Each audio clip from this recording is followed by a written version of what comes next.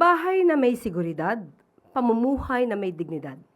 Ito ang hatid ng expanded 4PH program ni Pangulong Ferdinand R. Marcos Jr. sa mga bagong homeowners sa People's Ville housing project sa Davao City. Inilarawan ng ibang beneficiaries ang dating estado bago makamit ang pangarap na sariling tahanan. Lampas 2 dekadang nangungupahan at palipat-lipat ng tirahan. Ito ang pagkakapareho ng mga kwento ng kanilang buhay.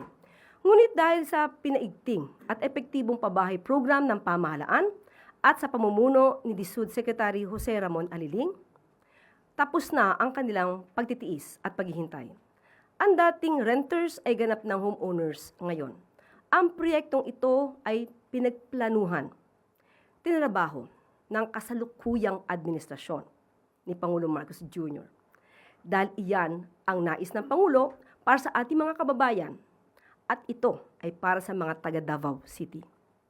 Isang maayos na pabahay, isang tunay na komunidad.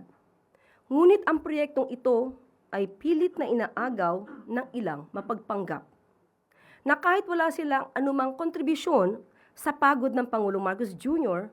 at ng DSUD, ay pilit bubulagin ang mga kababayan natin sa pamamagitan ng pagpapanggap na kanila daw ang proyekto na People's Ville sa Davao City.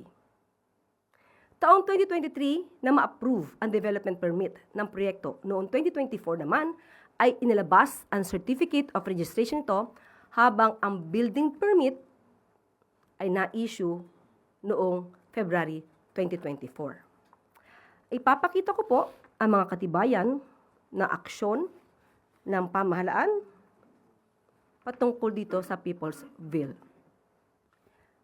Narito po ang development permit para hindi po tayo mabulagan at maloko ng ibang mga taong nagpapanggap na ang proyektong ito ay sa kanila at hindi sa kasalukuyang administrasyon. Ang development permit po ng People's Ville sa Davao City ay na-issue lamang noong July 18, 2023. Ito po ang pinalaking kopya ng development permit. At kung mapapansin niyo po, nandito po yung date, kaya pinalakihan ko rin po para makita ng ating mga kababayan. Ito po yung pinalaking upper portion ng nasabing development permit. Nandito ang petsa, July 18, 2023. At maliban dyan, ang Certificate of Registration number 00022414 para sa People's Ville 123 Condominium Project. Na-issue po ito June 20, 2024. Panahon na po ito ni Pangulong Marcos Jr.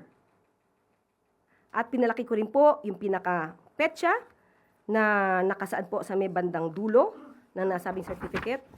Nandito po, June 20, 2024. At kasama rin po na ipapakita ko sa inyo ang building permit para sa People's Ville, application 23008-243 na may petsang December 6, 2023. Ito po ang application for building permit. At na-issue naman po ito February 16, 2024. Ito po ang pinalaking may petsa ng nasabing dokumento. So maging mainam po maging mapanuri tayo at ang proyektong ito ay para po sa ating mga kababayan. Hindi para magpabida ang sinuman, kundi laan ito para sa ating mga kababayan, lalong-lalo na sa Davao City. Sa pinakabagong ulat ng ahensya, nasa higit 2,600 units na ang tapos, habang nasa 4 na building na may 400 units ang kasalukuyang under construction. Ongoing ang development ng People's Ville Project sa Kalinan District, Davao City. Dinisenyo ito upang makapag-accommodate ng 7,200 condominium units sa tulong ng 72 residential buildings. Isa lamang ang People's Will sa programa ang napabahay ni Pangulong Marcos Jr. para sa ating mga kababayan sa iba't ibang panig ng Pilipinas. Malinaw ang hangarin ng Pangulo ang maghatid na maayos, ligtas at may dignidad na pabahay para sa bawat pamilyang Pilipino.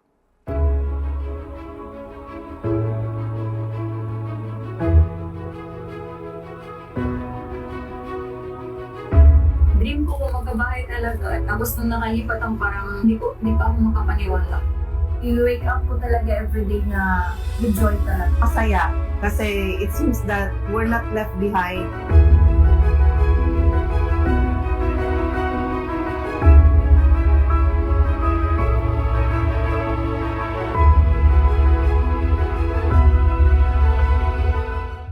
Totoo po, mga taga Davao City, hindi po kayo maiiwan ng administrasyon ni Pangulong Ferdinand R. Marcos Jr.